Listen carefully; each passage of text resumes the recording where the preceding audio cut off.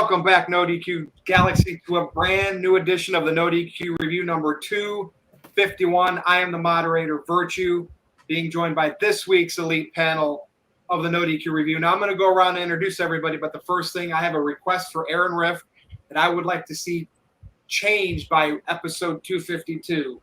I want the Young Bucks removed from the intro to this show. You can put somebody else from AEW in there. You could put Jack Perry or whatever his name is. I don't care, Aaron. Surprise me. Remove the Young Bucks for somebody else from AEW. All right, here we are, gentlemen. Finally, the first show since All In, Payback, All Out. Big G is in the house. Happy to be here. Walter Cruz, Mr. Reliable. Ladies and gentlemen, the long-lost brother of the Ultimate Warrior, Jim Hellwig, Mike. Mike is in the house. Put an Ultimate Warrior mask on, man. I'll tell you, you look just like him. I know a lot of people didn't like that guy. I always loved the Ultimate Warrior, so you looking like him and me pointing that out, you should pop for that. Mike, I'll start with you, and Aaron, I'll come to you soon. What's up, Mike? Welcome to the show. Thank you very much for having me. First time on this particular show, but we did the live stream with the Payback preview, and I had a lot of fun with it. So, and one of my lone wolves came through. One of them didn't. One of them did. But yeah, happy to be here. Warrior was always near the bottom of my list. I didn't really care for him much, but I'll take the compliment. So much for a brother, right? Whatever. I mean, I get it though. Sibling rivalry. That's fine. It's all good. All right, Big G, happy to be here. What's up? You were at SmackDown? Yeah, I went to SmackDown in Hershey last Friday on a whim, Like, you know what? They still had tickets, so I went there, had a good time. Saw LA Knight in person. That guy is over, like Rover. But like I always say, let's get this ball rolling, baby. Big G, let me ask you a question. Yes. Would you have bought that solo ticket to SmackDown with LA Knight on the roster or without? Would you have still went if he wasn't there? Oh, yeah. I mean, because it's SmackDown. Okay. Well, I'm just, you said he was over, so you would have went anyway. All right, Walter, what's up? Thanks for having me. I'm doing well. A lot of topics, so I'm ready to jump right into it. The trolling's starting already. You can see the shirt I'm wearing. The reason I like for it. Yeah. We are going to be talking about that. All right, Aaron, over to you. And you know how it works with the super chat. So, hey, NoDQ Galaxy, please stick to topics. If you bring something up, Aaron might wait on it until we bring up a topic later, or we're in a transition period. So don't get upset. But if you stick on topic, we won't have to worry about that. So, Aaron. We skipped a week. It's been a few minutes since the last NoDQ review, and it's been a busy few weeks here. We've had several premium live events. We had CM Punk released from AEW Virtue. We've had John Cena making his return, and it looks like he's back for at least a couple of months.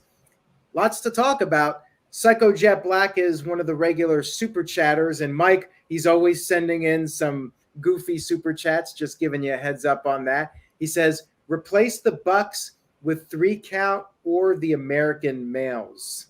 There you go. I should throw up Buff Bagwell. I should just put Buff Bagwell in place of the Young Bucks. There you go. Bart Gunn.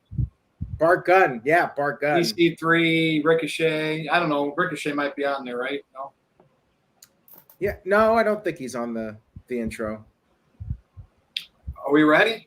Yeah, I'm ready to go. The first thing I want to talk about, and Aaron, I know you did the video about Bray Wyatt, but we haven't done a review since he passed away. Tragically, heart issues. Everybody knows all the way it allegedly went down, all the news that we got. Doesn't matter. He's not here anymore. And we were just kind of talking, some people would defend him. Some people didn't like the direction his character, took with Uncle Howdy since he returned. I mean, it was an epic return. And now we look back on it, we don't have him anymore. And I'm not trying to say, shame on you fans that thought he should be released and we're sick of the spooky stuff.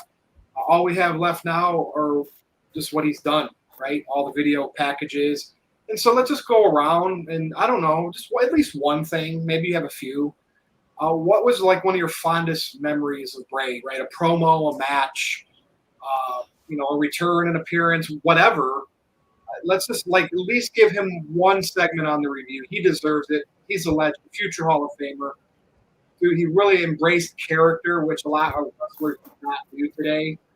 So, Mike, I'm going to start with you. And even if you're not, you don't have to have been a Bray Wyatt fan, but if you're a wrestling fan, I'm sure you could, speak something good here. So, start. All right, yeah. The two things I liked best about Bray Wyatt were Firefly Funhouse. I thought that was so off the wall and different. It was actually good. He played the part, you could see him being like a Mr. Rogers type, but yet being, I don't want to go near that guy if he was your real neighbor. So I really enjoyed that. And then his promos. I'll admit, a lot of times I got into everything he was saying, and I had no clue what he was talking about. So, and then everybody really made fun of the Pitch Black match with LA Knight. I thought that match was excellent. But I think because of the glow in the dark stuff and the Pitch Black tie-in, I think a lot of maybe purists didn't like it as much. But I thought that match was excellent. And a lot of his early stuff, because I got away from wrestling for a while, coaching the kids in sports and everything. So I didn't see him at his prime. But those are the memories I have of Bray Wyatt. 36 is whether you like him or hate him, 36 is way too young to go. So, RIP the Fiend. And that's why I don't like knowing too much information. I wish, even if family said it's okay for the media to say what happened, how it happened, I just if I was in that situation, as his dad, and you're chatting with JoJo, and you just say, hey, let's not really say, we're going to say passed away. People can speculate, but let's not tell them we went to the doctor that day. I don't know, man. Sometimes I just wish people could keep things a little more private. And it's I don't know why certain things had to be out there to keep that mystique a little bit away. Just knowing that he could have still been here, maybe. I don't know. It's just, that's the part that I hated the most, is getting that news of how it happened that day. His doctor appointments, could it have been prevented maybe? I don't know. Walter, what do you think?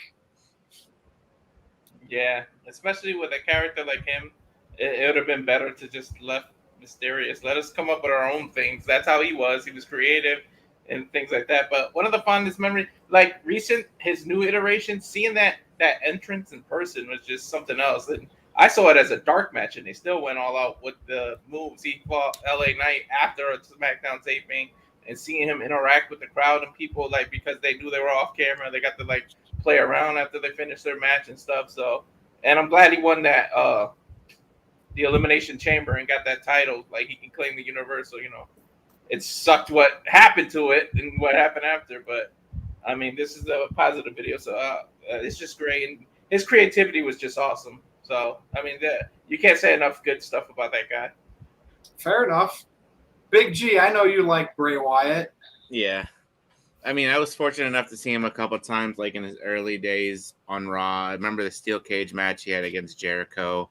I had gone to an old school Raw back in 2014. He was there. And then when he had started his little feud and started teaming up with Matt Hardy. So, but yeah, so many great memories. Walter brought up the Elimination Chamber, winning the WWE title. He deserved that so much. But I enjoyed the Eater of the World, Bray Wyatt. That was just, that's what he started down in NXT when he came back up. And the feud with the Shield 2014 was awesome. So, yeah, like you said, 36 was – shit, I'm 35. But, 36 is way too young. And, we'll just think of the great memories that we have of Bray Wyatt at Wyndham Rotunda. So for me, anything he did with Roman Reigns, the Hell in a Cell, when they tagged, that finish to that tag match was just memorable. Yeah. But, the promos, the Cena program, the promos with the kids singing, the backwoods cult, deliverance stuff, it was all captivating to me. The Fiend debut was cool, but once the Fiend kind of got going and the red light and this, just didn't really sell much. And he did have a good match with Daniel Bryan, but I wasn't the biggest fan of that. My hopes were really high for this return, that he would be more himself. Obviously, for whatever reason, it got, strayed with Uncle Howdy and me. Maybe he just couldn't go. But the most memorable thing he did, by far, Undertaker was coming off of his first loss at WrestleMania. And Bray Wyatt was going to feud and go against him at WrestleMania. You were there, Aaron, right? 31? Yep. Bray had that whole few months before WrestleMania that he was basically building that match just by himself on TV with the promos. What was the Undertaker going to look like? Because he got decimated by Brock, lost his first match, and he beat Bray. That's fine, but Bray carried to get to that match and welcome the Undertaker back, to get a win back and his legacy back in store. Bray did that. I mean, Bray Wyatt absolutely carried that feud going into WrestleMania. And I think a lot of people, Sting was at that WrestleMania. We just glossed over it. We didn't, and Bray lost, so nobody thinks back on that. Dude, hell of a job. He carried a program with Taker without Taker there. All right, Aaron, over to you. We do have some super chats here from Psycho Jet Black. And I told you, Mike, you're in for a treat here with Psycho Jet Black. He says, Mike, is your last name Awesome or Myers? I'll take Awesome. All right, there you go. He is the new Mike Awesome. Thank you for that, Psycho Jet Black. And he's got another one for you. He says, Mike, are you a fan of Mr. Slapnuts, Jeff Jarrett? Absolutely not. That gimmick, gimmick in AEW is horrible. And Jeff's a hell of a worker. I'm not taking anything away from Jeff Jarrett. I don't like him. I don't like that gimmick. It's awful in AEW now. And, that thing in the match he had with the Hardy, that Texas chainsaw, that was unwatchable. And I never was a Jarrett fan, even back, the WCW days. He was always my least favorite guy, just personal opinion. So he's a great heel. He's a great heel. That's what I get out of it, Mike. He's a great heel. You hate him? Right. For sure.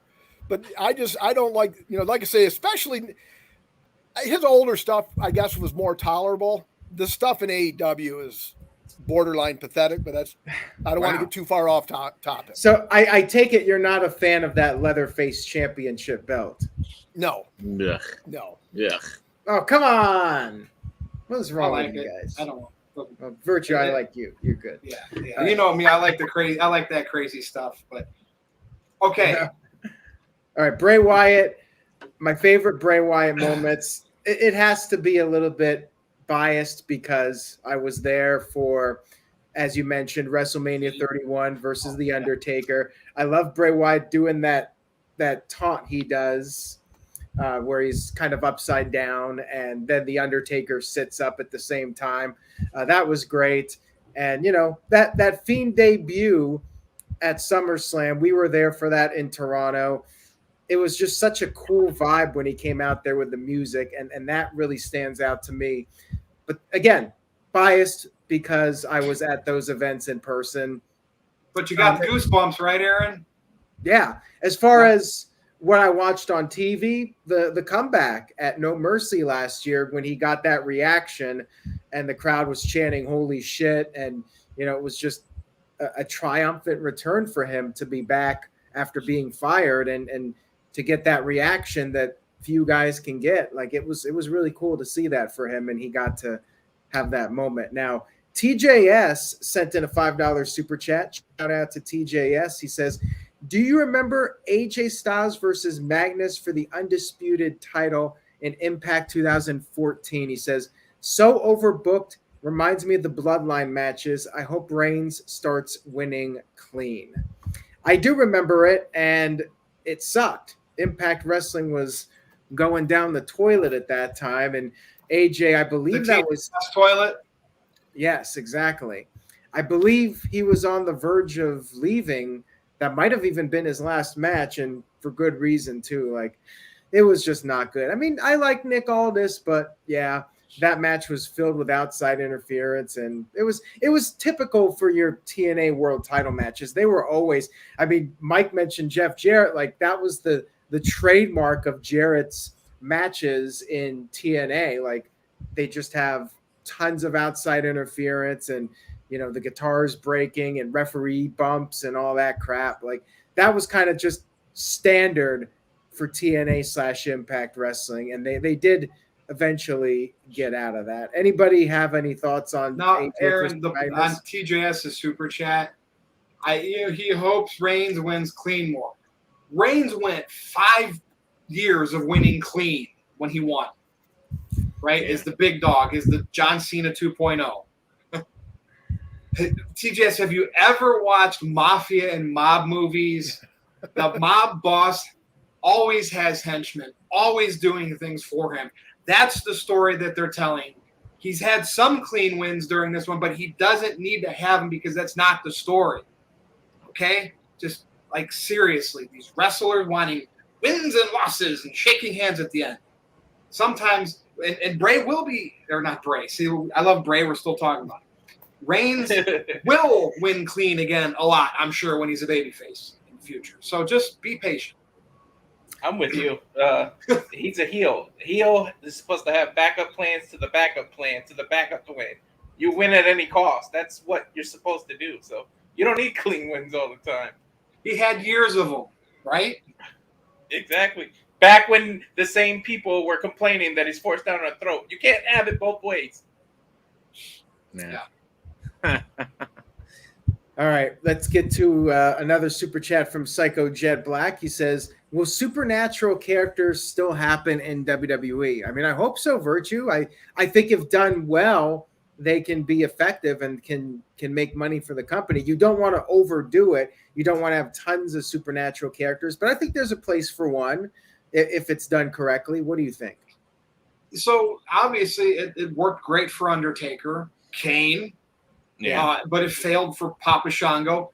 So it can work, right? But I think that it also does need to be done properly, right? You can't like go full on supernatural 100% of the time. You just have to have elements of it, kind of like how Undertaker was, Kane was for a period of time. So, do you think they can still salvage Uncle Howdy at all? Not unless they kind of reveal that as Bo Dallas to bring him back in the company where he could get a pop because he's Bray's brother and he's going to carry on his legacy. Maybe something like that. Yeah, I don't think we're seeing Bo Dallas again unless, as Virtue says, he's Bo Dallas. I really don't think we're going to see Uncle Howdy at this point. Mr. Anderson sent in a $2 super chat, says, the Funhouse segments were my favorite. RIP Rambling Rabbit. Rambling Rabbit was dying all the time. That was pretty much his gimmick. He was like what Kenny is to South Park. Yes. He was always finding brutal demises during the Firefly Funhouse. And Maddie sent in a $2 super chat, and then we're caught up. Virtue. He says, watching old Raws and pay-per-views, Cena still sucks. Who thinks Great segue, because we're gonna talk about John Cena next. So all right, let's do it. Does he still suck? So John Cena's back. We know there's a Hollywood strike right now, so he can come back into the wrestling world, get some dates in, and do whatever he needs to do. Will we get anything good out of it? Here's the thing with Cena: he's always going to be the good John Cena. We're never going to. Heel John Cena existed before he was the face of the company, when he was that Thugonomics rap gimmick early on. But he's likable, he's entertaining, and it's hard for it was hard for him to be a heel. I think what people didn't like about Cena was the booking, because he got pushed hard and everybody knew that was going to be the guy for years to come. But outside of that, what's there to dislike about Cena? His movies are entertaining. His TV series are entertaining. What's that one called, Big G, the superhero? Peacemaker. Yes, I'm waiting for the next season. John Cena's an entertaining guy. I once hated John Cena. We'll be waiting. And I changed my tune on it because it really helped me respect and like what they were going to do with Roman Reigns, and I'm glad that I did. So I think John Cena should be appreciated. I would like for him to get that one more title and break that WWE record. It's John Cena. don't just leave it as a tie. Let him win that title. Yes. I want it. Like, that would be great. So let's go around the horn. Big G, I will start with you. And one of Bray's greatest opponents, segueing off the Bray topic, was John Cena. Yeah, I mean, we had the match at WrestleMania 30. You know, you mentioned earlier with the whole Cole thing with the kid singing. He's got the whole world in his hands. And then WrestleMania 36, we had the Firefly Funhouse match, which was entertaining as hell. You know, I still, when I do watch it or see clips of it, I'm just laughing just because how great Cena and Wyatt work together. But yeah, I saw Cena come back at Hershey. You know, that man deserves his flowers. You know, he got the like ovation like crazy. People still chanting Cena sucks, but you know, he accepts it. It's pretty much like the whole Kurt Angle thing when, you know, they say Angle sucks. But yeah, imagine saying he sucks as a fan that hates him, but yet those fans that say that know he grants every Make-A-Wish. Oh yeah, I think just imagine that. Imagine being it's like you have to say he sucks, but yet you know he does that.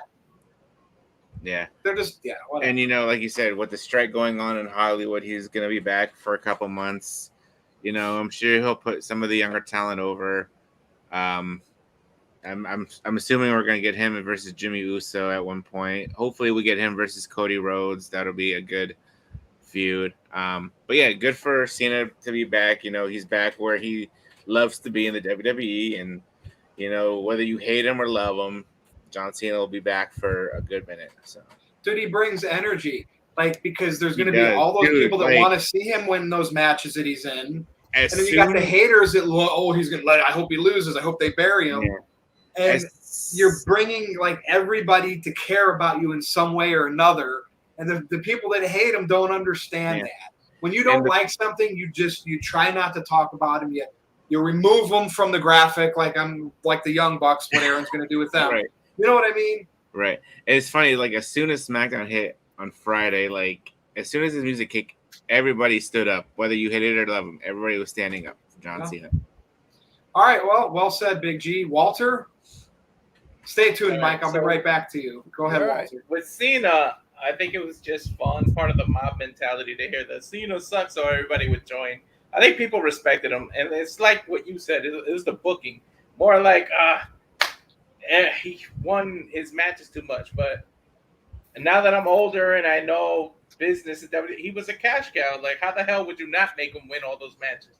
Like, there was a couple of matches I was disappointed in, like the WrestleMania 23. I'd rather had Shawn win that match. But then you read, if you believe some of the rumors you hear, that Shawn said he didn't want another title run, that he was just there to give back, and he didn't want. Well, yeah, didn't Shawn fill in?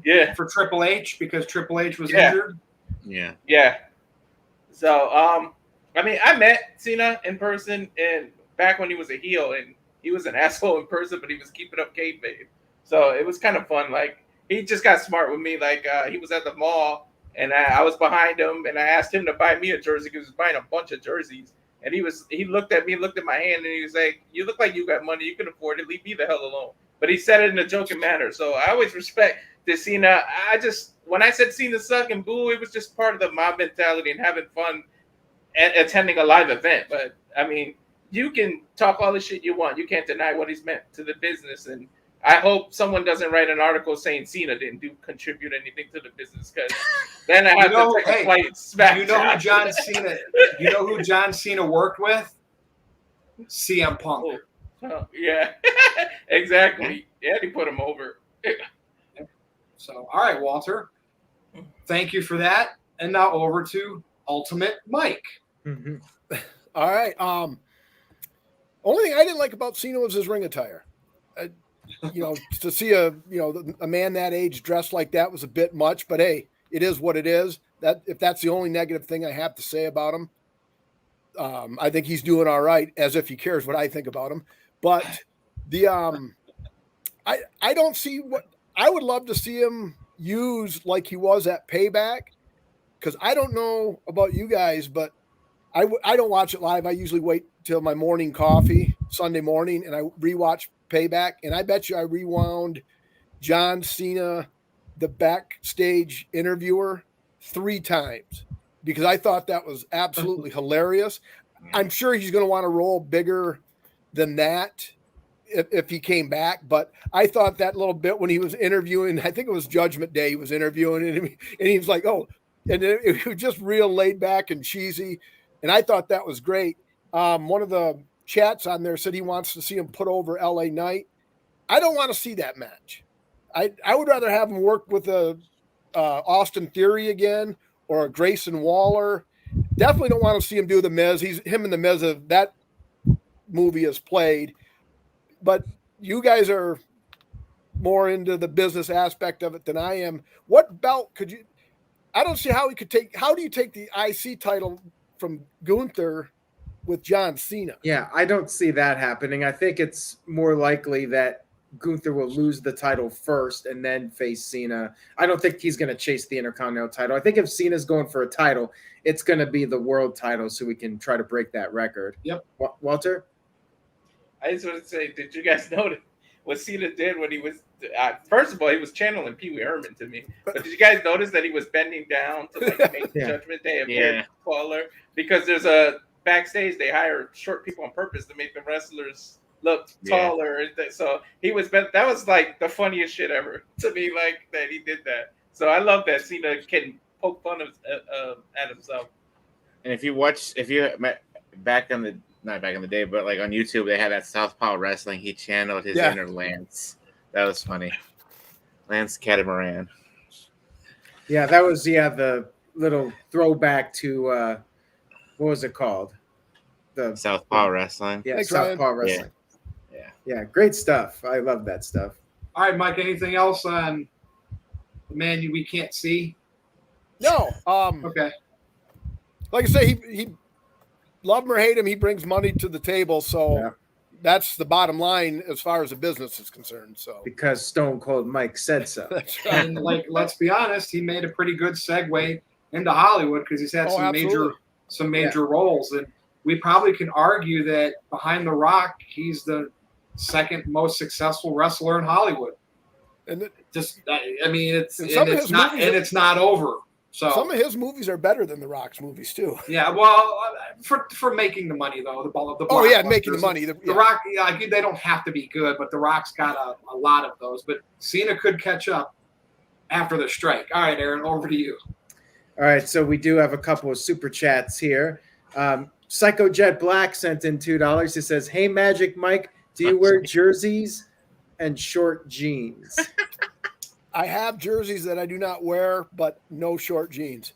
The jerseys, I got like a Peyton jersey, a David Ortiz All-Star jersey when they were in San Diego. So that when the All-Star game had the Padre colors for American and National League, but I do not wear those typically out in public. Aaron jean shorts. Aaron has no idea what you're talking about. I know. Now, what I do, David Ortiz, obviously, and Peyton Manning. No, Walter Payton. I'm sorry. Walter Payton. Okay. Now, I'm a little bit older than you guys. So I remember seeing the greatest running back of all time play. But that'll be another stream. Yeah, well, you got to see Barry Sanders play. Oh, anyway, you're right. All right, Aaron, back to you. Okay. The Rock's Jockstrap, interesting username, with $2 says, "Aaron, be the voice of reason. You know Cena sucks." Sorry to disappoint you, man, but I love John Cena. I cannot hate on the guy. I think the problem was, and I never hated John Cena. There was a period where I thought that his character had gotten stale. Like, you can only have so many years with the same guy doing the same character on a weekly television show before it gets old. And this is true for any television show. Any character is going to grow stale after a while. I had been wanting to see a change in John Cena because it was the same thing every single week for like 6 years straight. When they were teasing the heel turn, I thought they should have gone with it, but they didn't do it. With that being said, John Cena, still one of the greatest characters and personalities in wrestling history. Top tier talker, top 5 for sure. Is he the best wrestler? No. He can be sloppy at times, but it doesn't really matter as long as you have the ability to keep the people entertained. That's what counts the most. His comedy, for the most part, was strong. Sometimes it got a little too goofy, a little too PG, like when he spray painted JBL as poopy on the limousine. I thought that was stupid, but for the most part, he's been great. Cena delivers on the mic, and in the ring, despite what you think about him being sloppy, like he had some great matches, and I can name a lot of great John Cena matches, from the Triple H match at WrestleMania, his matches with Edge, the TLC match, the four-way he had at Backlash in 2007, that match he had with Shawn Michaels in Europe in 2007, the match with CM Punk and Money in the Bank, which was a 5-star match, Virtue. And even though you're not a big fan of the guy that rates those matches, you would probably agree that that was a 5-star match. And, so many memorable moments over the years. He is one of the biggest draws in wrestling history. And if you look at the numbers for WWE live events coming up, there's been an uptick in ticket sales for every event that he's been advertised for. Like, he is a legitimate draw in an era where there really aren't draws anymore. It's all about the brand. People buy all out tickets or all in tickets because they want to see the AEW brand, much like with WWE. People buy a WWE event, they pay tickets, they subscribe to Peacock because of the WWE brand. But John Cena is a legitimate, proven ticket seller and a huge merch mover as well. I mean, there was the comment admitting that, yes, he does draw and he does sell merchandise. And why is that? Because the guy's entertaining. Bottom line. Aaron, you know who else sells merchandise? CM Punk for AEW. Number one merchandise seller for that company. Yeah, well, I guess MJF and Adam Cole, they're better than you, Bebe shirt has been selling, but you're not a big fan of their act, are you? All those AEW marks are going to buy that. I mean, come on. Yeah, there you go. Well, we're going to get hot and heavy with that talk here in a little bit. So, yeah, Aaron, anything else about Well, I think John? Mike wanted to add something to that. Yeah. Just one final thing on Cena. What's better for the brand? 20,000 people, 10,000 yelling Cena sucks, or 10,000 people saying, "Oh, this guy's coming out, I'm going to go to the bathroom," and then you hear nothing but crickets in the ring. So I think the Cena sucks is just as impactful as people that love him. Yeah. Oh, that's definitely true. Like, and they always say that, like all the wrestlers that are interviewed about the fan reactions, they're always like, I'd rather get booed than get no reaction at all, because if they boo, at least they care about you and they have some level of emotional investment in you. And if you go out there and there's no reaction, like, they don't care. They just don't connect with you. I think Cena's the one big star that I've never bought any merchandise for. And you were talking about, I've never bought a John Cena I've bought a couple shirt or Cena anything. shirts. I never bought a wristband, none of that stuff for him. It's crazy at the show, at this, like, the shop that they have there, they were selling the spinner belts. That's how. Why not? They sell. Makes sense to me. And I want to see John Cena go for that world title. I think not necessarily against Seth Rollins, but hey, if Damian Priest cashes that in, you could always have John Cena versus Damian Priest. There's an idea.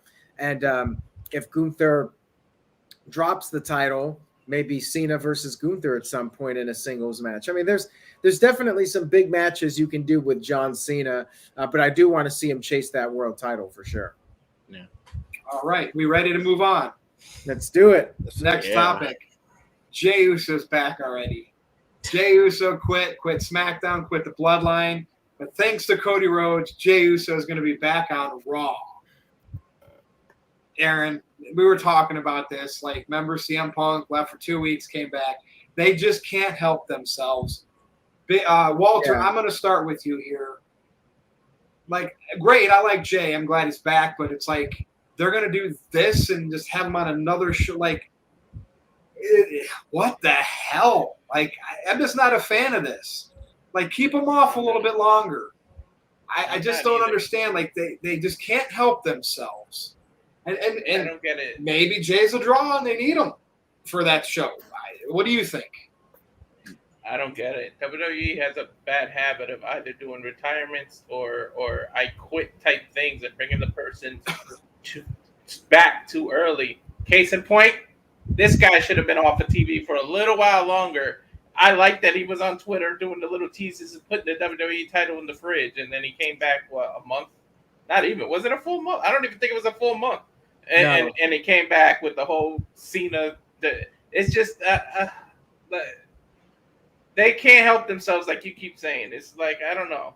Like, I'm happy for Jey and all that, but like, why? Make us miss him. Like, what the hell? Like, why do you bring him back so quick? It's like, you should have, like, wrestling fans have a big out of sight, out of mind. You should have let us forget him and be out of mind. And then when he came back out of somewhere, you could have got a bigger pop. And then why use Cody Rhodes? Like, when the hell did Cody Rhodes start becoming a booker for WWE or like a GM? Like, Walter, there's maybe a theory here that Cody did this and talked Jey into coming back so they could do the trade and Cody can get to SmackDown to get his hands on Roman Reigns. Maybe that's where this is going. Maybe. Oh, but like I said to you in a super chat last night, who gives a shit about a trade? You have no brand split. It's when the story is convenient, everybody shows up on every show. So what the hell is the point of the trade? Shut the hell up. That makes no sense to me. Like, kiss my ass with a trade thing when you don't have brand splits. There's nothing to trade. Like, what the hell? Trades are for real sports like basketball. You get traded, you're actually traded, and you got to be on that city from now on and on that team. You don't keep getting the back and forth when the story demands it. So the brand split doesn't mean shit anymore. So there is no such thing as a trade. And then if it is Cody, when he needs to, somehow he's gonna pop back up on Raw, like when the story calls for it. So whatever the hell for that. But yeah, Jey, like, why bring him back? Like, you could at least brought him back as a major PLE or something. Yeah, true. Well, we'll see what happens. And for Richard to reply to you, there is no such thing as WWE logic. You can't use WWE and logic in the same sentence. You can't. It's an oxymoron. Wow. And it's not like anybody's out. It's not like anybody's out hurt or wherever where they felt that they needed his body. But what do you think, Mike? Yeah. Well, I'll probably anger some people with this. I wasn't done with the Bloodline storyline. They've got to somehow tie that back together so we can get closure on this thing. And if you're bringing Jey to, or which one is who was Jey Uso? Yeah. Yep. I think Solo has better mic skills than he does. He's my least favorite of the Bloodline. But yet he's the most over of all well, other than Roman, of course. But I don't know where. And the way they teased it yesterday of Raw, Dom trying to get him into the judge. I mean, how's he going to fit into the Judgment Day? I mean, that to me is not going to work unless you're going to somehow put the Judgment Day versus the Bloodline, which that would get a little. I mean, that's two heel factions, so I don't see that happening. I think he should have stayed. And there was some unfinished business. I'm with Paul Heyman. They're only in the bottom of the third in the Bloodline storyline. So I think there's a lot more to do with that. I know a lot of people are sick of it, but hey, like what you like. If you don't like it, turn the channel. Because I love the Bloodline, and the only reason I stick around for SmackDown is to see the Tribal Council and Roman Reigns come out to the city. New Orleans, acknowledge me. That's why I watch SmackDown. And people say they're tired of it. I think that's nonsense. Here's what I think is happening. If you remember last year, they had Rey Mysterio go over from Raw to SmackDown to keep Rey and Dominic split apart for a little bit.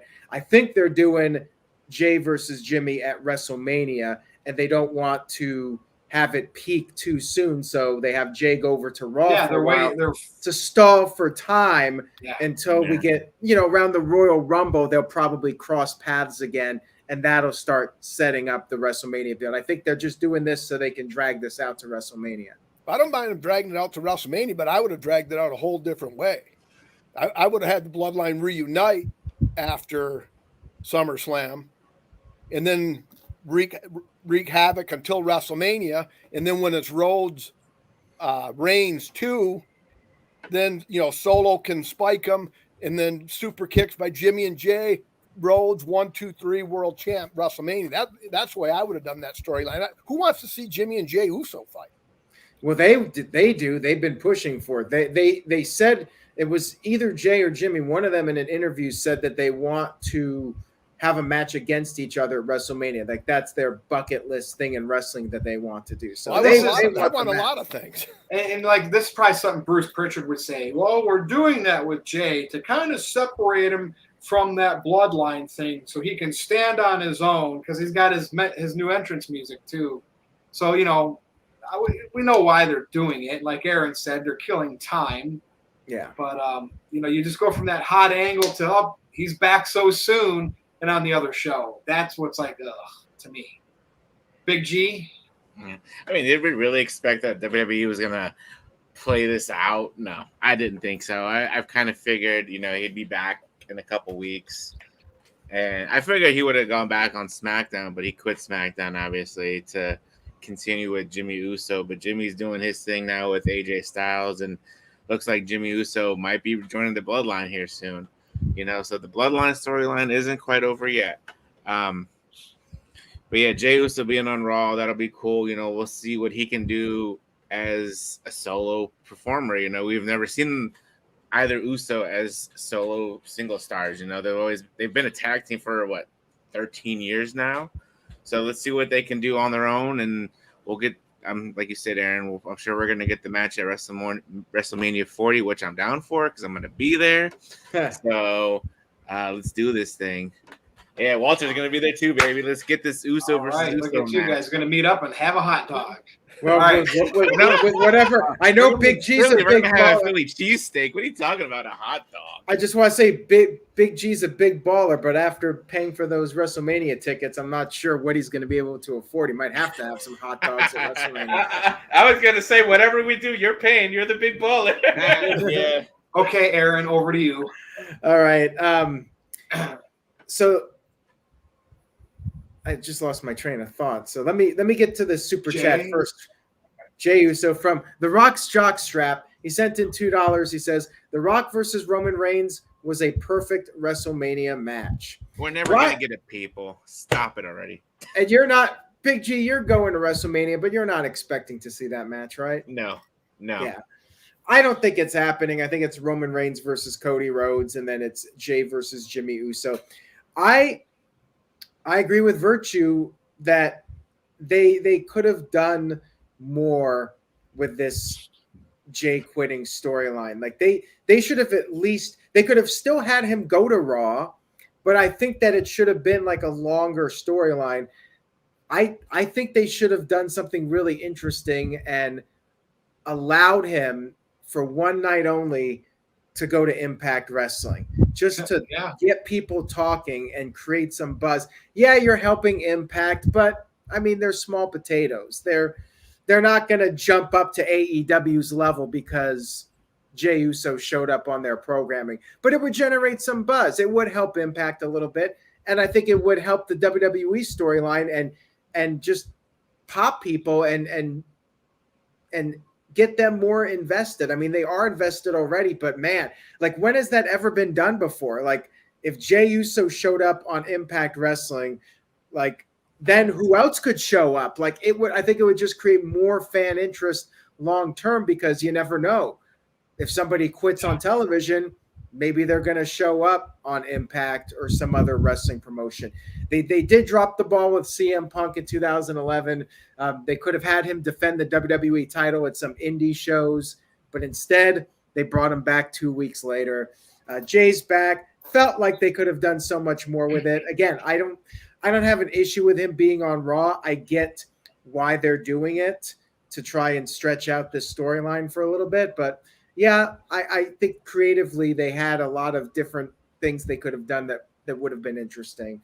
So that's a shame. But I'm still confident the storyline will have a satisfying conclusion by the time we get to WrestleMania, and something will probably happen at the Royal Rumble. And who knows, we may still get that fatal four-way. I mean, I think it would be crazy to not do the four-way at some point with all four Bloodline members. Maybe that'll be Survivor Series, and that's how you get them back into the mix. We'll see. All right. Well, Aaron, we caught up on the Super Chats. Yep, we're ready. We're ready to go to the main event. We're going to talk about the release of CM Punk from his AEW contract by Tony Khan. The dirt sheets like to throw the word fired out there. Fired is when you're an employee with medical benefits and retirement. When you're an independent contractor and your services are no longer needed, it's just called a release. So let's get that straight. We're talking about CM Punk here. So we know everything that's happened, right, since he's been in AEW. With the drama, with the elite EVPs, Hangman Page, Jungle Boy. Tony Khan mismanaged CM Punk. I mean, he doesn't know how to manage the older generation of wrestler because he wants to be friends with the newer generation of wrestler. And CM Punk never wanted to be friends with the promoter, with his boss. Like, it doesn't work that way. And the fact that he is like literally, Tony Khan just threw away his biggest star. The haters are going to say, no, not really. Well, trust me, CM Punk definitely was very detrimental and important to that company.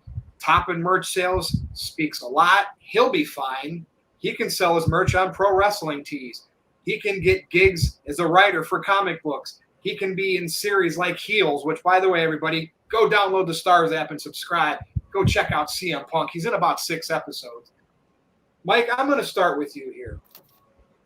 CM Punk's character is exactly what we've seen since 2011, right?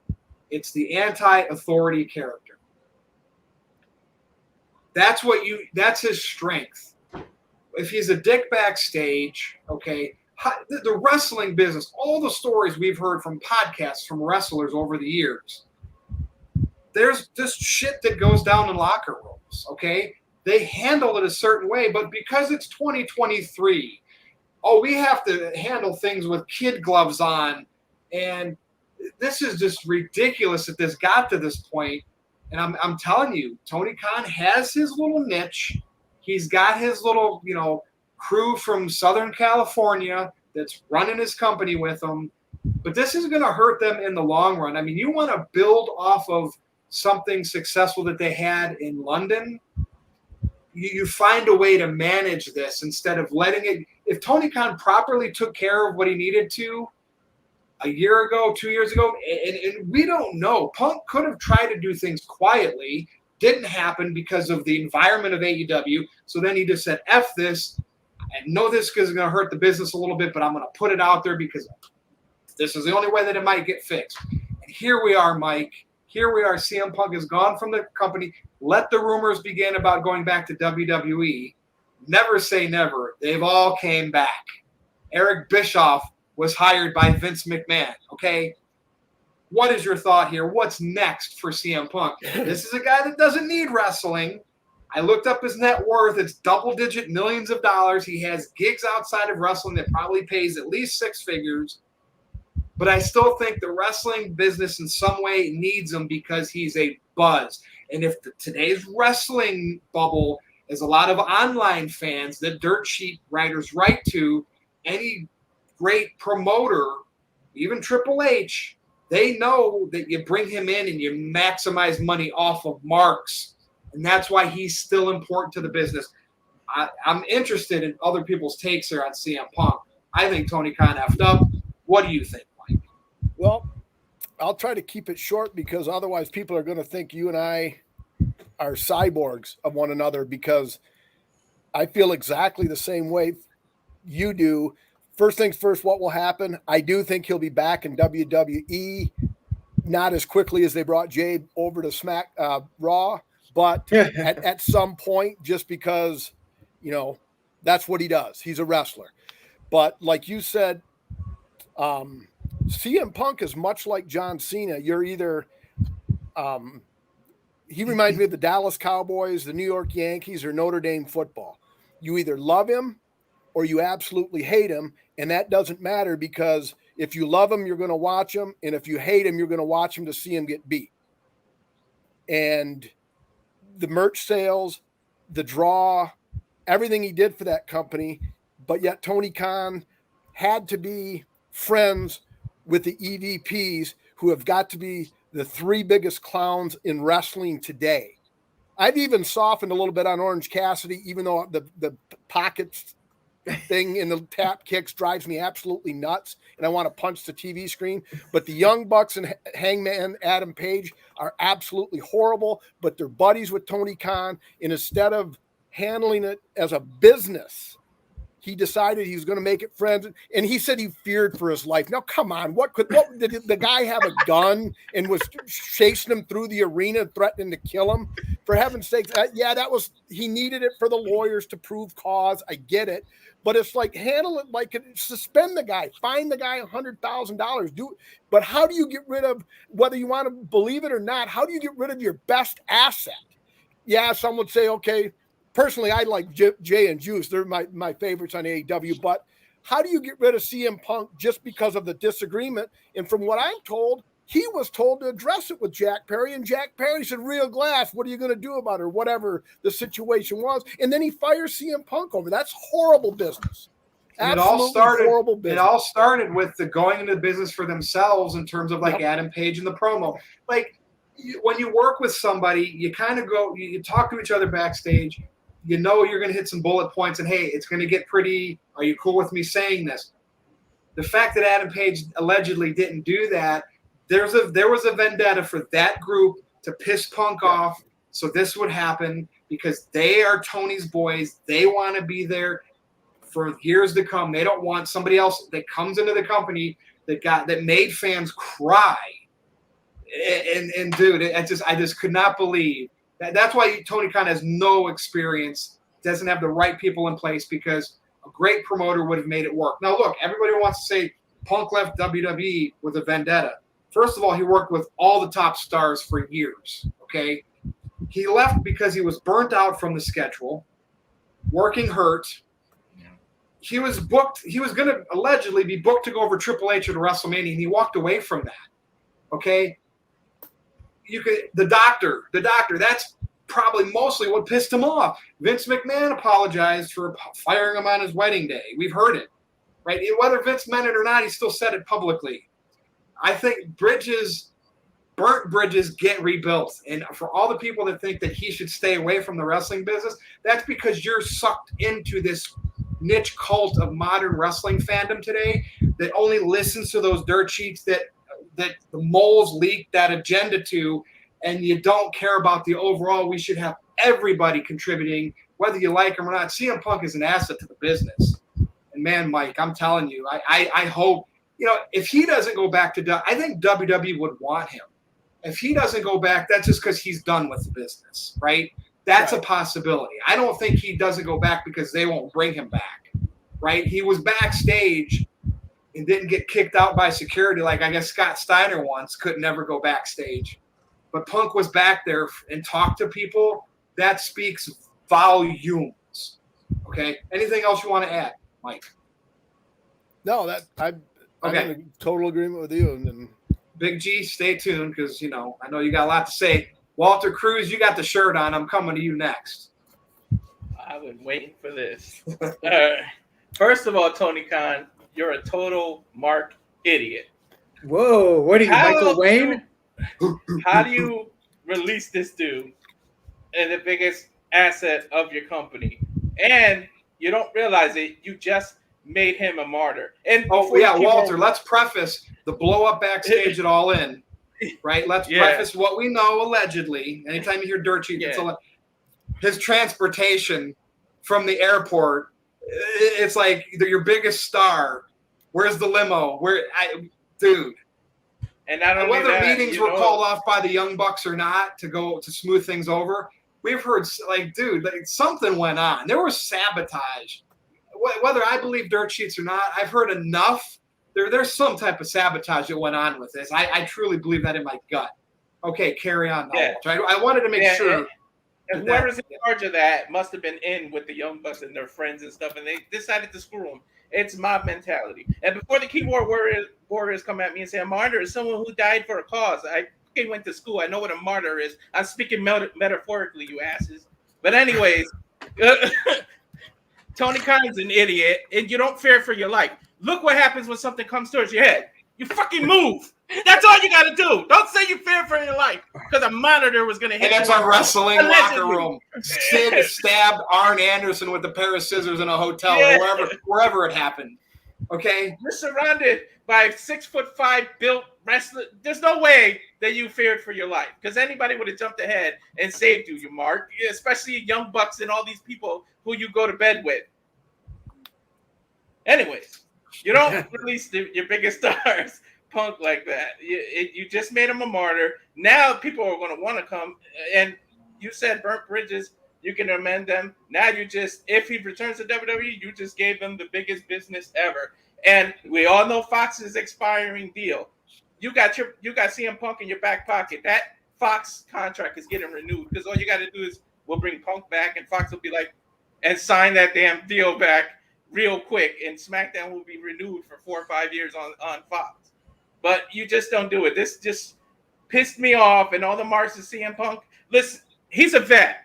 If it was over glass or something, and let's say I'm a vet, Aaron's a rookie. If I came to you and went, look, you shouldn't use real glass. It's dangerous. You can get cut. He would take it as it was a veteran giving him advice to someone else. That's not get gone butt from the hurt. business. Yeah. Not get butt hurt because somebody told me what to do. Shut the hell up, Perry. They told you what to do because they're trying to get you to not endanger other people's lives. Walter, do you notice like the dirt sheets tried to make it like Miro and him were arguing, but that was like they weren't. They were like joking about it. No. And now William Regal's name is brought up because they wanted Punk and veteran don't get along. Oh my God, are you kidding? It's amazing how many stories come up after the fact that someone's released. All of a sudden, hey, you guys didn't know this and you didn't know that. Then why the hell didn't you say anything while he was still employed there? Shut the hell up with these stupid things. Like, it's just, I'm gonna go off on a crazy. I can't wait for a statement. I don't care if it's a Sports Illustrated article, a podcast interview. I just can't wait. I don't care if he goes in front of a camera at home and just rants on Twitter. I want to see his response or X or whatever the hell it's called. Tony Khan just fired a guy. Sorry, released. I don't want to go back from his contract. They had one of the highest shoot prestige awards ever given in wrestling, that Cauliflower Alley Club award for his contributions to the business. Blah. Like, he literally was given that award and then released. Like, you couldn't have figured out another way. You couldn't have just sent him home and paid him and ate that money up. But then they said he was like, just took him off TV. You had to come out and say he was fired, released, because certain people put him up to that. Like it's a crazy business move. Knowing that Punk is going to say something at some point, and if he does, even if it's a 5% chance, 10%, and he lands over on the competition, now you got Cody that left your company as an EVP to go headline WrestleMania and maybe be the one to dethrone Reigns. And Punk, the guy we never thought would goes back just to work a program. Dude, Tony Khan is gonna look silly, like really silly. And don't think we didn't notice that you chose to release him the day before, trying to sell a B+ pay-per-view that was shitty. All those, except with the exception of maybe 3 matches, should have been on Dynamite or Collision. That whole pay-per-view sucked except 3 matches. Get the hell out of here. What if MJF went too, like the third one? Punk goes and then Punk went back. And then MJF, dude, AEW. Don't think MJF isn't paying attention to this crap in the bidding war of 2024, and you treated one of your stars like that. He might think, what if he starts? But if MJF stays with AEW because he milked Tony Khan for way more than WWE would pay him, I totally respect that. That's a great worker. So I wouldn't be mad if MJF stayed there because I know he'd be getting paid ridiculous money. All right, I gotta ask Mike a question because Walter, you were pretty harsh on All Out. I thought it was a great show despite the lackluster build-up. But Mike, I gotta ask you because you said you did order that pay-per-view, and I was curious to know your thoughts. You were pretty critical of the Elite, so what did you think of that pay-per-view?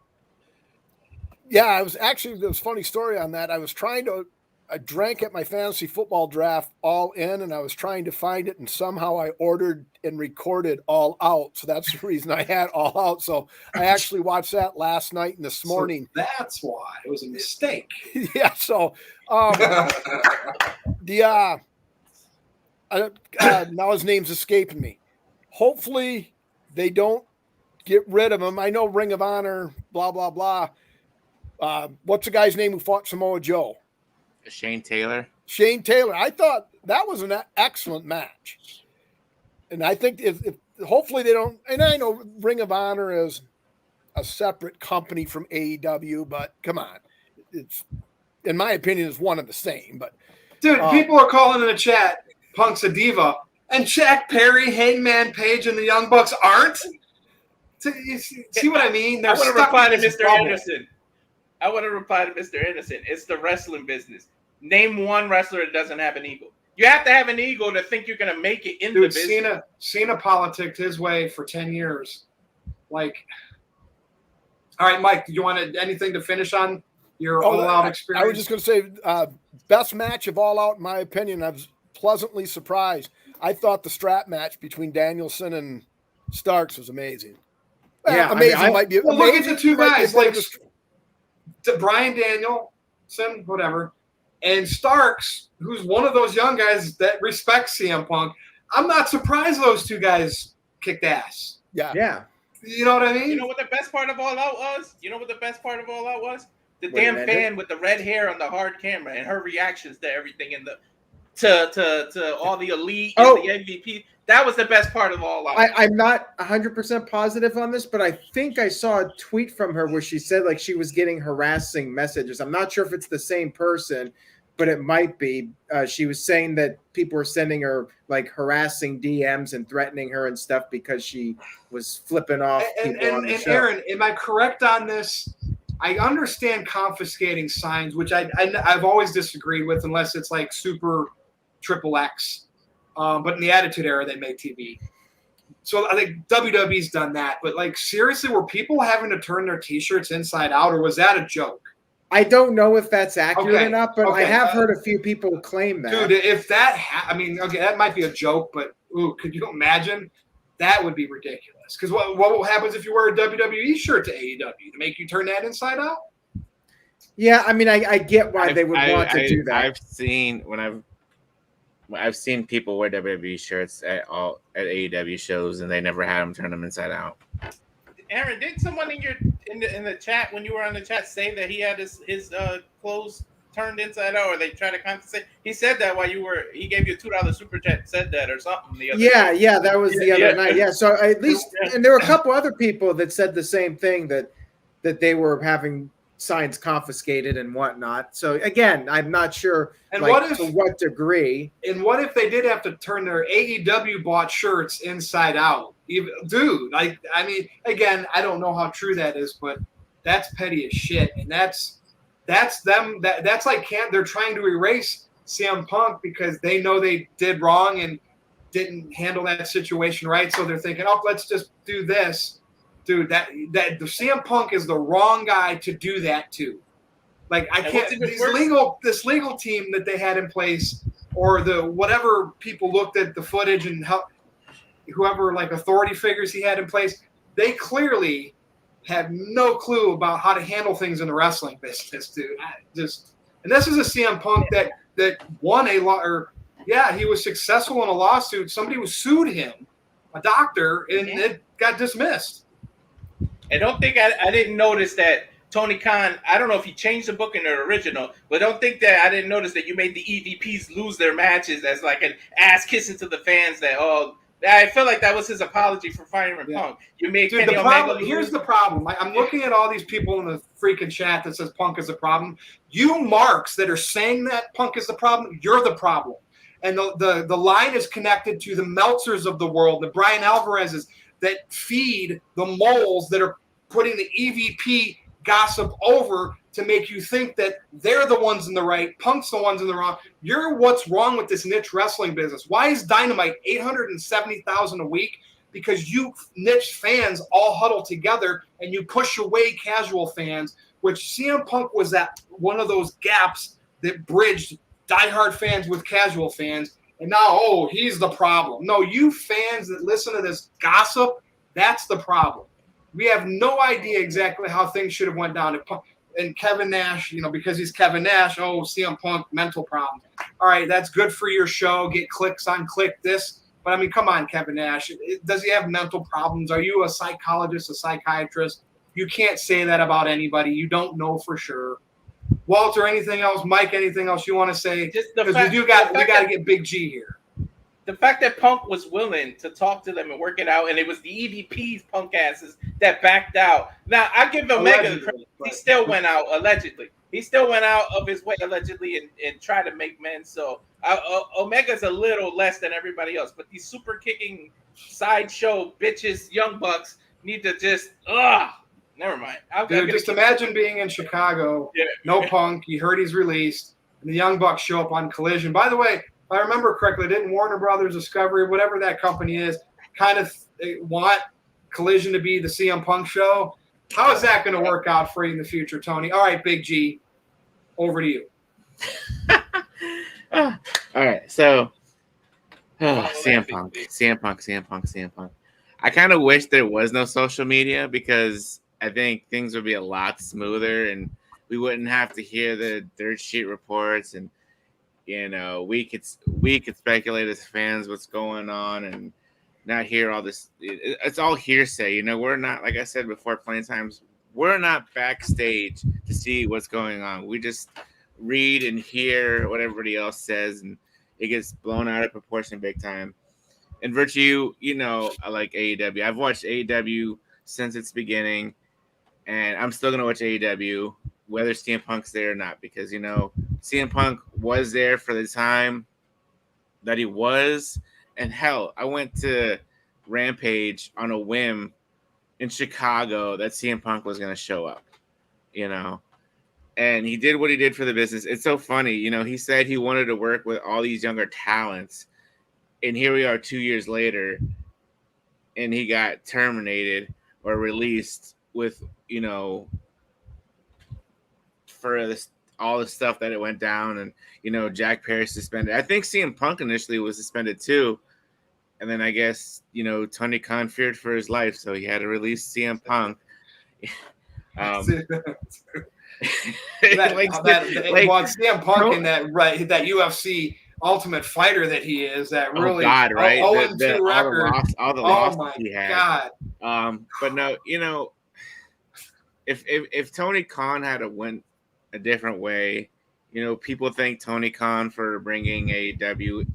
It's something different from WWE still. But okay, so Big G, I'm never going to say mental illness, but Punk's a competitor in the ring, and he's, how wrestlers are. Does he have can we put the CTE thing out there? Look what happened with Antonio Brown. Is Punk acting out like Antonio Brown? Could we you know what I mean? Just based on what we see in football and then what's happened in the public eye with him, is CM Punk, or is it just blood boiling because of the immaturity? I don't know. I mean, with Antonio Brown, that's a whole different. I mean, it's the same thing. Like after that concussion he got in the game, I felt like he was never the same afterwards, and it could just be. It could have just been him acting out, because like with every receiver in the NFL, I'm sorry, I'm going on a football rant here. Mike knows what we're talking about. I know Aaron doesn't, and Walter probably does too. But like, as they feel like they get paid the big bucks, they're the number one receiver. Which, Antonio Brown was for a while, and then you get somebody new in, and then they get replaced, and they feel like they're not the special child anymore. And I feel like CM Punk was that way too, Yeah. He was the indie darling back at Ring of Honor, and then he came to WWE and people loved him. And then he was gone for 7 years. And then people missed the shit out of him. They chanted CM Punk in the arena when he wasn't with WWE, and then when he came back to AEW, or when he came to AEW, people loved him and stuff like that. And then all this shit happened with the All Out in last year, and what allegedly happened with William Regal and the EVPs and stuff like that. Like I said before, I wish there was no social media. They say Punk's the repeat offender because that's the narrative that the dirt sheets have put out there. But but they gloss over that those EVPs, Hangman Page, Jack Perry, they've all. No, it's Punk. Punk's the only common denominator. Yeah. No, They're- I mean, just- like they're such the Young diehard Bucks and marks for that Hangman and stuff like that. AEW And, product. It's ridiculous. and they're at fault too. Like when I was younger, my father always said 2 wrongs don't make a right. And both Technically, though, parties- think about this, Big G. If there were you were in a classroom and the lights went out, and your teacher's up there, and he was sitting on a stool, lights went out, one student went up there, flipped the stool upside down, so when the teacher sat back down on it, he'd sit on the legs. Okay, that's a wrong. Another student did the same thing right after. It was still dark, but he flipped the stool back up to the right side. 2 wrongs made a right. Yeah. So just wanted to point that out to you. But go ahead. No. Yeah, but yeah, it's. I mean, if CM Punk goes back to WWE, good for him, But like, I feel like at this point in his career, I'm sure he's fed up with all the BS, and I think he just wants to take a step back. And like you said, he did comics before. He's doing heels on Stars. Like I said, if it's totally up to CM Punk what he wants to do. We as fans can't say, CM Punk, we want you back in WWE. It's all up to CM Punk, and I'm sure, that the burnt bridges can come back together. We've seen it with Ultimate Warrior. We've seen it with Bruno. We've seen it with a lot of people in WWE. But like I said, it's ultimately up to CM Punk, and we as fans just sit back and listen to the dirt sheets, read the dirt sheets, whatever, and we believe what we believe and see what we see. Hey, but now he can come back and get an Edge contract. Like a Roman Reigns contract in terms of just limited dates. Brock Lesnar paved the way. He can work a limited schedule. And I don't know. I think there's a good shot he ends up back there. So I mean, if he does have it, Survivor Series is in Chicago in November. That's the perfect timing, depending on. We don't know it. Like, if he has a non-compete clause in his contract, so Royal Rumble would be good too. But then you could have the whole. I know some people are like, oh, I don't want to see him versus Kevin Owens at WrestleMania. Like, you could have Punk come back to the Rumble, have the guy you want him to feud against, cost him that opportunity, and then boom, pave the way. Somebody 2 nights. Remember, CM Punk wanted to headline Mania. You get 2 nights. He could headline night 1. Yeah, and heck, if he did come back to WWE, have him go against Seth Rollins. Seth Rollins threw out that comment back at Royal Rumble saying, Punk's a cancer, stay away. That right there is like a good feud. Was that a shoot comment, or was that him planting the seeds, thinking, hey, one day CM Punk might come back, and that can naturally set up a match? Yep. Okay, Aaron, any thoughts here? This is the last topic. I don't know if we got any super chats, but we can wrap up shortly.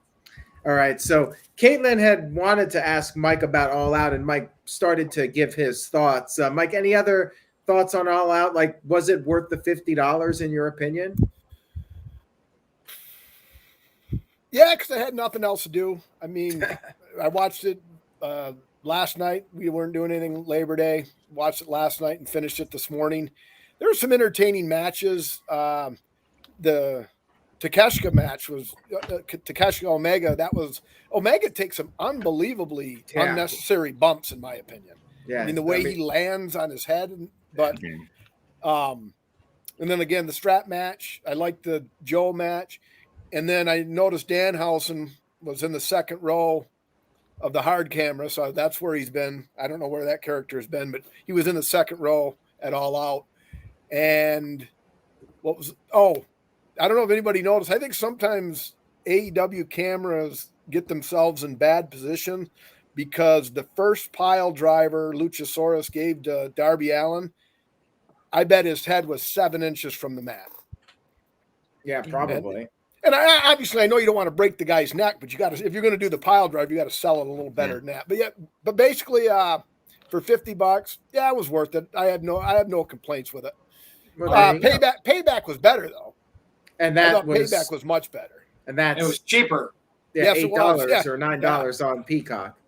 Hell, I didn't even chill out $100 for both shows. I just ordered all in. I didn't order all out. So, all right, Aaron. More super chats. You're welcome, Big G. All right.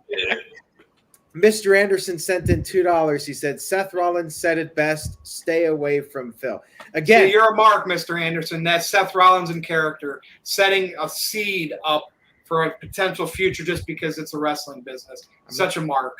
I mean, it could be. Like, it could just be Seth Rollins planting the seeds. I mean, to my knowledge, like, he never had an issue with CM Punk when Punk was working there. But Rollins knew it would rise the fans, the dirt sheet fans. That's why he said that. I mean, you could be right on that.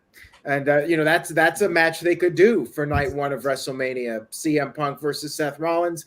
Punk gets his WrestleMania main event that he wanted all these years. And imagine Seth being the one that faced Cody at a WrestleMania during his return, and then Punk. Yeah. Seth would love that for his career. Yeah, for sure. And Psycho Jet Black says, seriously, Punk in the Royal Rumble at number 30 would be bananas. Do it. And anything's possible. Like, we have seen crazy things. Like, to be fair, I never thought that in 2021, 2 years later, CM Punk would be gone from AEW. Like, I thought he was going to have a long run in AEW, and I certainly did not see all this drama unfolding. It sounded to me like he was really happy and impressed with the AEW roster, and he even praised guys like Jungle Boy and said he wanted to wrestle Kenny Omega. So didn't it go for a year, a little over a year before the crap hit the fan, Aaron? Well, if Punk was toxic, it would have happened right away. And it was that Adam Page promo where Page brought up Colt Cabana.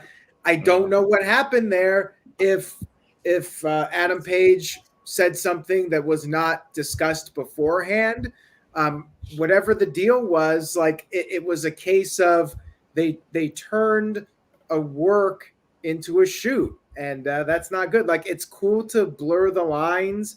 It makes for a more interesting television show, but you have to be really thick-skinned, and you have to talk things out beforehand. Like, if you're going to say something personal about somebody and bring up real-life issues, like, you got to make sure that other person is cool with it, That's the professional thing to do. So one could argue, if that's the case, Page was the first person to be unprofessional, and then CM Punk, and I'm not defending him on this, what he said during that conference was unprofessional. And I think maybe because he was hurt, he knew he was going to be gone, he vented in a public forum, and I don't think he should have done that. And likewise, I don't think the Bucks and Kenny Omega should have stormed into his locker room. Like, they could have told Tony Khan, like, hey, I want to talk to CM Punk and we need to address some things, and set up a meeting with Tony Khan as a mediator and talk out whatever issues they have, instead of storming into a locker room. When you do that, I mean, that could be seen as a threat, and maybe CM Punk felt threatened and felt like his safety was on the line. Walter, especially if he was hurt. Walter? Does Tony Khan not share that burden, though? You were sitting right next to Punk, letting him go off. How about cover the mic and say, chill out? Or, hey, sorry, thank you guys for coming out, and end the medium scrum. If you really had run your company, stop letting him go off on that. You know why? Because he knew that was going to equal numbers. Stop doing the media scrum. And then this came. Exactly. This came and bit you in the ass because you thought. Every media scrum I've seen of AEW turns into one almost big shoot. MJF comes out and just calls every reporter there, hey, you're ugly. You got a big nose. He turns everything into a work. So I think that's all part of the entertainment there. And Tony doesn't have the guts to tell anybody. He's not going to tell CM Punk to, hey, you can't say that. CM Punk's going to say what he wants to say, or he'll just leave. Exactly. And this is the problem. It ultimately starts at the top, and the blame goes to the guy who's in charge. And this is where the inexperience kicks in. With Vince McMahon, he's been running WWE for decades. He has the experience, and he has the respect of the wrestlers. Like, they respect him as a boss. Vince McMahon dealt with 1990s Shawn Michaels. Oh, yeah. That's a handful, right? Yeah. Yeah, like, so CM Punk being fired, not the first time somebody's been fired in wrestling. It's happened many times. And if Marty Jannetty can be fired a dozen times from WWE and brought back, I think CM Punk can come back. I'll still believe it when I see it, but I think there is a chance. If there's business to be done, and I think there is, and CM Punk wants it, and that's what it comes down to. If CM Punk wants to be back in WWE, I think they'll talk, and I think they'll make it happen. And if it was me and CM Punk wanted to come back, I'd bring him out there at the end of Survivor Series to confront Roman Reigns, let them do a match at the Royal Rumble. Roman wins, but maybe CM Punk enters the Royal Rumble and wins it and challenges Seth Rollins or whoever's the champion, and then CM Punk in main event night 1 of WrestleMania and probably put that guy over too. But hey, he gets his WrestleMania main event. Yeah. He gets to wrestle Roman Reigns, and then you can induct him into the Hall of Fame, and he can end his career on a high note instead of this. If this is the end, this really sucks for him, considering that he's been one of the few guys that makes a difference with the numbers. I know from the website traffic, but as far as merchandise goes and just overall buzz and people talking about him, whether you like him or hate him, he definitely draws attention and gets people talking. Yeah. So I hope we haven't seen the last of him. I think it could go either way, though, at this point. And I think it all comes down to how he feels and what he wants to do. Not sure what Walter's saying, but maybe he's talking to somebody. So if he raises his hand, I'll go back to him. Walter's on mute. So, yeah, he's talking to somebody. Okay. Psycho Jet Black sent in a $2 super chat, says, the Book of Caitlyn about Bree mode and twin magic. Okay. I mean, he's definitely, she's definitely a Bella Twins fan, although hasn't really talked about them as much as of late. You know, sometimes your interests come and go, and she had that phase, and now she's all about Ray Seahorn and Better Call Saul, and I'm not sure who she's really into as far as the wrestlers at this point, but she did enjoy All In, and I think that was partly because it was an earlier show. Psycho Jet Black sent in a $5 super chat. Thank you for that. Says, seriously, if none of these people were friends with Colt Cabana, they wouldn't have issues with CM Punk. It should be about money, not friends and feelings. Business. Well, yeah. And I wanted to add this too. I think that this should have never happened. Like all these issues, what happened last year after All Out and what happened at All In should not have happened. It shouldn't have gone to that point. Like, how does this happen? How do these guys get into these fights over a scripted television show when they're making millions of dollars and they're out there, big shows, and in the case of All In, 80,000 people. I mean, it's just absurd. Like, how does this even happen? Why did Jack Perry make an inside reference? Like, what was the point of that? Unless it was ego. designed. It's an ego thing. Yeah, I was gonna say it's all ego. Even though it's, wrestling scripted and this, that, and the other thing. I mean, it's still a contact. I'm going to call it a sport. I don't care what other people call it. You call it whatever you want. I'm going to call it a contact sport. And when you get, I mean, these guys are all macho, and even the women are macho. So it's all ego. So CM Punk is not going to let Jack Perry run his mouth to make a point and let it go. Here's the problem, Mike. Back in the day, that stuff would be handled in the locker room, whether it was skirmish or not, and the public wouldn't have found out about it. If there was moles, they would be found out and fired. And now everything that happens backstage is in the public eye because that's what wrestling has become. Right. I agree with that. Mr. Tito sent in a $5 super chat. Thank you, Tito. He says, still cannot erase what CM Punk unprofessionally said at the media scrum. Completely exposed the business and embarrassed everyone. Well, you know what, Tito? That is true to a degree, but how many guys have done this where they've exposed the business? And, I mean, as far as unprofessional goes, I mean, You got Ultimate Warrior no-showing, Psycho Sid no-showed, Shawn Michaels and Bret Hart, two of the greatest performers of all time, got in a backstage fight. Look at That's the thing. Like, Punk did wrong from the respect angle of the owner of the company and doing things the right way. Maybe he tried, maybe it didn't work, and then he's like, F it. But, like, exposing the business in this modern age when moles expose the business of dirt sheets daily, it's – heck. I don't know. It's more of a respect thing to the boss where Punk did wrong, right? I've said that. Punk ain't innocent by any means. Right. But, yeah, that first year, Aaron, everything was pretty cool. He worked the program with MJF, Darby Allin, MJF. And then it was the Hangman Page bubble, boom. That's when it kicked in. Yeah, that Adam Page promo, like I don't know. One of those moments where I would have liked to have been a fly on the wall to like see what they said backstage before they went out there. Because I mean, clearly Punk was not happy with what Page said, and I wonder if they actually talked it out or if Page just went into business by himself. And another thing, what about that all-in video footage? Like, apparently there's footage of this. Let's see it, because that will shut a lot of people up. If Punk is as guilty as people are saying he is, let's see the footage so we can make our own conclusion about it. Like, I would love to see that footage to see the what raw actually footage. It has to be raw footage because you can manipulate and edit footage. Dude, what's crazy is, like, Brock threw a title at Vince McMahon walking through the curtain. He did. Jericho Brock fight. I mean, there's just been so much. Now this is like a super huge deal because Tony Khan has no experience with this and he wasn't ready for that. But the wrestling business has had those skirmishes for decades, for the whole existence of it.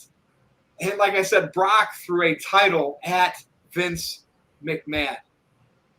Yeah. Dude, old Vince McMahon. And wrestlers are getting arrested and not punished. DUIs. I mean, Jimmy Uso, all those arrests, and he didn't get punished. And Cash Wheeler got arrested, and he wins at All In. So it's like, wrestlers make mistakes. Sometimes they're unprofessional. Sometimes they do things outside of the ring that makes the company look bad. Brock throwing the title was a work, and also Brock busting Randy Orton's head open with his elbow was a work. Yeah, it's always a work. Yeah. Psycho Jet Black sent in a $2 super chat. He says, if Vince McMahon was in charge, it would have been Punk versus Baron Corbin. Yeah, probably. Like if CM Punk came back. That could have been a hell of a feud because, like, a lot of people wanted to see Baron Corbin get properly pushed. True. Like it would have been one of them. I'd say on that note, though, it could have been one of the young guys Punk wanted to elevate.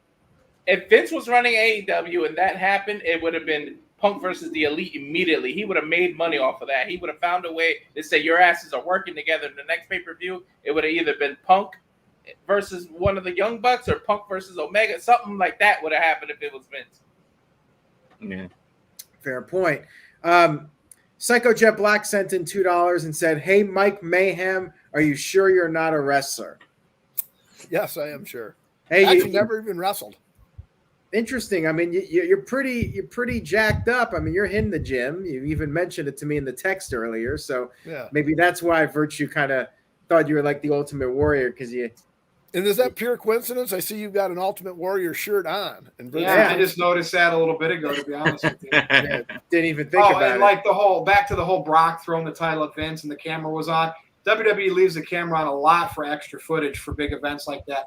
I believe Brock was pissed because he thought Roman should have went over him that night, and Vince pushed for Brock to beat Roman, and the crowd did it was a flat. I was there. That's what was really happening. That's what happened.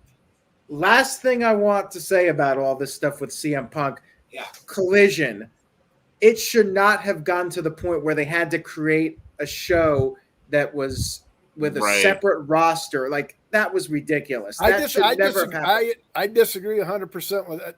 I think the Wednesday show and the Saturday show being different is the appeal of that Saturday show. And if the Young Bucks start coming onto the Saturday show, I can only stomach them in small Well- doses. So I will not watch both of them. And Collision was a much better wrestling program from the 605 days of WCW, and there was actual, like, real wrestling on Collision. And I'm not saying it's all CM Punk, and it doesn't have to be all CM Punk, but I don't like that's the problem we brought up earlier in the show with Raw and SmackDown.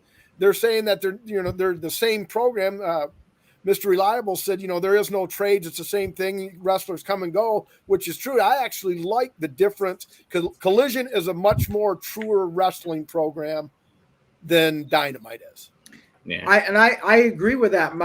What I'm trying to say is that they shouldn't have separated these rosters just because of the CM Punk issues. Like, I like that Collision's different, but I think to try to keep these guys separate, like, they should have settled their beef before they brought back CM Punk, period, or don't bring them back if they can't settle their beef. But if they can't settle their beef, what's the deal here? Like, these guys are supposed to be professional and get along and work together for the sake of business. They don't have to be friends, but they're there to try and build the brand and make money. So I think to not do CM Punk versus Kenny Omega when that was a match fans wanted to see before Punk even got to AEW, before all this drama happened, people wanted to see CM Punk versus Kenny Omega. Like you should be doing that match. These guys should be interacting with each other. Brett and Sean, they didn't get along, but when they were in the ring, they drew business.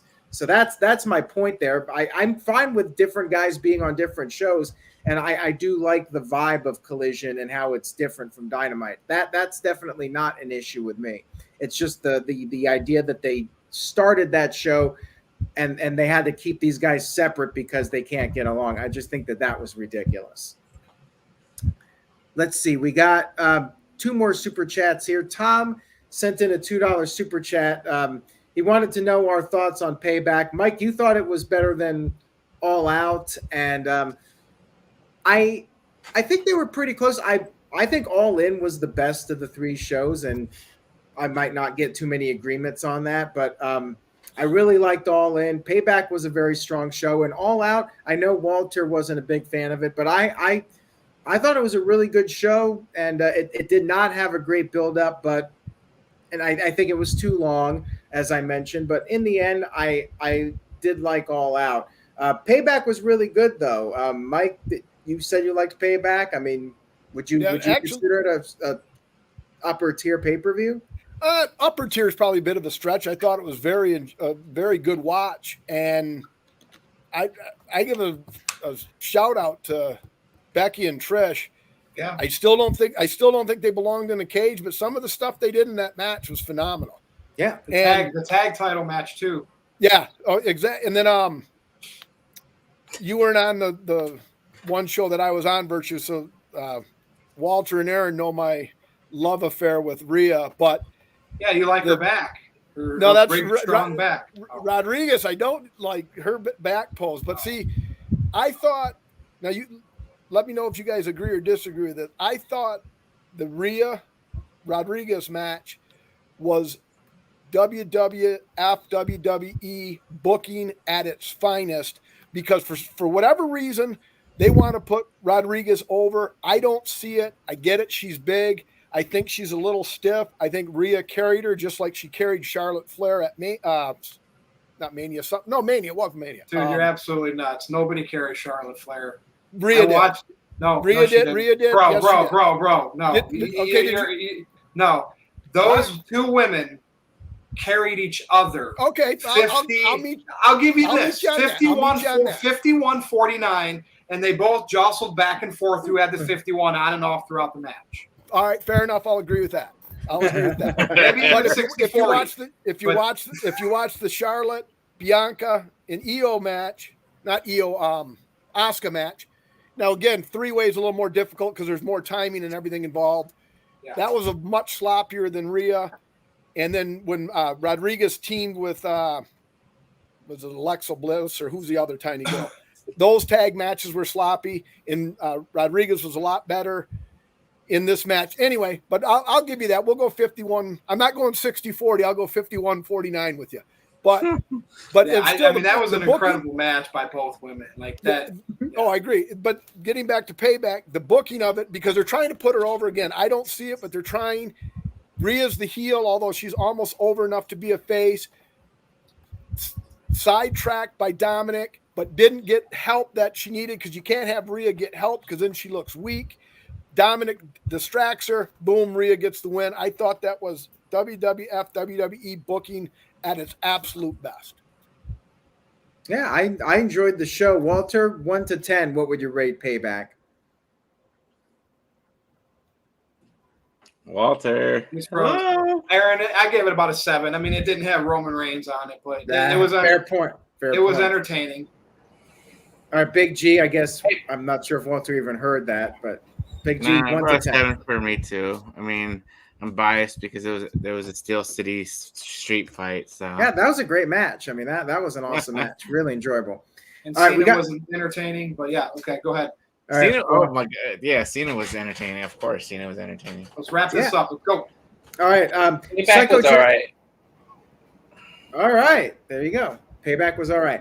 Psycho Jet Black sent in a $2 super chat. Says, seriously, imagine Tony Khan trying to handle the Steiners. Oh man, I mean, imagine if Tony Khan had to deal with Shawn and Brett in '97. Like, man. But see, and another thing AEW does not have is an Undertaker. There's no locker room leader that everybody respects. I mean, and you got guys there, but nobody has stepped up, obviously. You think Undertaker would have let that happen in his locker room? Oh, hell no. Hell no. Dude, he was pissed that the whole stuff with Brett and Shawn went down, and Vince. It surprises me like that Jericho didn't step up. You know, like Jericho's been around the business forever, but I'm sure he doesn't want to deal with all the bullshit either. Jericho's collecting cash. Yeah. He's staying quiet. I said it on previous streams. You need that Undertaker figure backstage, but there's nobody there. Yeah, exactly. We got a super chat here from Psycho Jet Black. He says, to quote Rodney King, can't we all just get along? That's a good question. That's a good one. There was that sign at All Out that Cash Wheeler acknowledged. And Psycho Jet Black also said, thank you, Psycho Jet Black, for the super chats. He says, I enjoyed Mike's rant on Grayson Waller last week. What was your rant again? What did you say about Grayson? Well, just sum it up. I don't remember it verbatim. I just said he's more of a Mike man. I don't think his wrestling is that, his gym attire is lousy, and I think he's a good Miz TV type personality. You wanted to flip him in Theory, or like give Theory ring skills to him, but something like that. Yeah. They each have what the other one's missing, basically. Yeah. I'm a lot higher on Theory than you guys are, but yeah, I mean, I just think he's lacking the character and the personality that Grayson has. But I'm just glad about the cell phone thing. Yeah, I agree, and I do like Theory as a wrestler for sure. And Psycho Jet Black sent in $2. He says, "Will the Book of Mike have his favorite exercises?" My God. Yeah, I can put some together. All right, there you go. The Book of Mike. Stay tuned. Maybe Psycho Jet Black will buy one of these books if one of us actually published one. Farmer's Carry and Yoke are probably my two favorite. There you go. Psycho Jet Black gets a good answer on that one. And Robbie Weiss sent in a $2 super chat. Shout out to Robbie. It's been a while. He says, great show, gents. Let me know if you have space next week. Yes, Sunday night, 8 o'clock, Robbie. You're on, guaranteed, if you can make it. We'd love to have you on, Robbie, and we did promise JJ Williams a spot, so we'll see if we get them on, and maybe Walter will be back, maybe Mike will be back. We'll have to see. Last one, I guess we're going into overtime now, and we'll wrap this up. Psycho Jet Black, this is not wrestling related. He says, Big G, your thoughts on the Steelers versus the Falcons? It was preseason. It didn't matter. I think that's the first game of the regular season, isn't it? No. That was the last. Niners. That's right. It was Niners. Steelers Niners is the first. No, Steelers Falcons was the last preseason game. Aaron's like next. Atlanta Falcons. Right? Yeah, good job, Aaron. Atlanta Falcons, correct. But, there you go. My final thought, Virtue, you mentioned it a while back. I think it's a little different than the Antonio Brown thing because Antonio Brown's kind of gone way off the ledge, whereas Punk stuff is at least locker room stuff. That said, different stream altogether. Yes or no? Brown Hall of Fame or no? Absolutely. You see his Yeah. stats. That's How what can you not- I don't I think feel he gets bad. in because I think he's got the stats to be in, but Yeah. I don't think he's going to get in because of all this stuff after the career was over. I feel bad because if he didn't have those concussions, he probably would have ended up with second best receiver numbers of all time had he stayed healthy behind Jerry Rice. But All right, sorry about that, Aaron. That's all good. All right, Virtue, we'll go ahead and wrap it up. let's do our plugs. Let's make it quick. Mike, thanks for being on. I'll start with you. All right, yeah. Every Thursday night, Friday morning, go to Spotify or wherever you get your podcasts. Buddy of mine and I do flights. Oh, that's the football. wrong one. That's all right. Buddy of mine do flights, football, and anything else. Rate 3 beers and talk this, that, and the other thing. And I'm a little more R-rated than I am on the 2 streams on NoDQ because I don't know what the fan base is here. So I keep this PG-13 and the flights, football, and anything else is NC-17. All right. I need to be over there. You got guests on your show? We've had some, yes. I'll send you some topics and get you on. All right, that sounds fun. I would tune in for that. Big Thanks G. for having me again. You're It's been welcome. a lot of fun. Big G, you're next. Yeah. And if you want to throw up that graph, maybe? All right, let me see if I get the right one. Jarrett. Oh. Okay. There you go. You can follow me on TikTok at BigBallG1988. That's where my cat videos are. Twitter right there at NoDQ_BigBallerG, and then Threads and Insta at NoDQ_BigBallerG1988. And football season's back, so check out some videos for that coming soon too. Yeah, All right. Thank you. Walter, go. On X, I'm at Walter Alex Cruz, and for Instagram, I'm at Cal Fire Farms. Got the right one up finally. All right, good. Stay off your own product when you don't get high of your own supply, because for 6 months we were plugging some stranger. But anyways, it was my fault. But thanks for having me on, even though that was last second. So thanks. Thanks for being on. Over to you, Aaron. I was just gonna say, Mike, you got a lot of football people in this group, so you might have a couple possible guests for your show, and might get some of the NoDQ audience tuning in. Might help you out there. So yeah, I appreciate it. Yeah, and I do like your Mount Rushmore segment, so maybe you get Virtue in on one of those. That would be fun to hear his thoughts. Anyways, guys, stay tuned to NoDQ.com for all the latest wrestling news and rumors. And that's it. Much appreciation to the panel, everybody being on, and thank you to the chat room for your participation tonight. I thank you all for that. And Tom sent in $2. He says, congrats to Gunther for beating the Honky Tonk Man's record. Gunther is great. Love the guy, and he deserves it. And Walter sent in $2, I guess, because I got Atlanta right. Can I get $2 if I can name correctly every Wait. NFL So you team? got Atlanta Falcons. What sport, though? Football. Okay. Got it. If I get if you throw me a city and I can get the correct name of the team, I should get $2. Seattle. Sounds good. All right. Seahawks. Oh, look at that. I know a few. Anyways, Denver. yeah, we're done. Denver. Broncos. All right. X.com at NoDQ_virtue. Go to NoDQ.com/merch and check out all the great merch over there. And yes, Cody lost at Mania, but you know what? Next year's Mania might not be the same case. For Aaron Rift, for Walter Cruz, for Big G, for Mike, for Robbie Weiss, for the whole NoDQ crew, Colin, Andrew, all you guys are great. Come back on. And for the ladies in NoDQ as well. This has been the NoDQ Review 251, and we will see you again next time. Good night, everybody. See you. Peace.